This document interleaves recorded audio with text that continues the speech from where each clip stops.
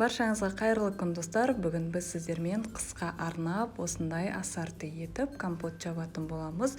Бұл жерде бізде алма, нектарин және де слива барлық құрамдарды описаниеге жазып қалдыратын боламын. Ең алдымен біз алмамыздың ішіндегі осындай сүйектерін барлығын алып тастаймыз. Мен алмаларды осылай 4 бөлікке бөліп жасадым. Өз қалауыңыз бойынша турасаңыздар болады. Келесі кезекте біз нектариннің ішіндегі барлық сүйектерін алып тастаймыз. Оны да осылай алманың формасында етіп турап шығамыз. Мінекей біздің жемістеріміз дайын. Барлығын дайындап алдық. Содан соң біз осындай банкамызды алдын ала залалсыздандырып алдық. Ал ендігі кезекте біз барлық жемістерімізді осылайша банкамыздың ішіне салып шығатын боламыз. Ең алдымен алма, содан соң сливамызды саламыз.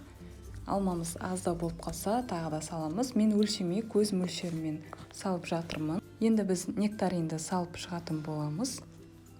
Мінекей біз банкамызға жемістерімізді салып дайындап алдық. Осындай болады. Ендігі кезекте біз жемістеріміздің үстіне қайнап тұрған су құямыз. Бұл біздің компотымыздың сенімді болуы үшін. Мінекей енді біз суымызды құйып болған соң 15 минутқа қалдырамыз. 15 минуттан соң осындай арнайы өзінің қақпағын жауып, біз суымызды ыдысымызға құйып аламыз және де осы суды тағы да қайнатып қолданатын боламыз. Ал мінекей біз жемістеріміздің суын төктік, содан соң үстінен шекер саламыз. 300 грамм салдым, 3 литрге 300 грамм, 2 литрге 200 грамм және 1 литрге 100 граммнан салдым.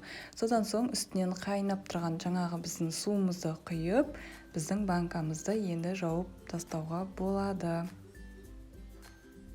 Барлық банкаларымызды осылайша жауып шығатын боламыз. Мінекей бізде дайын болды. Осылайша аунатып, үстін жауып 3 күнге қалдырамыз.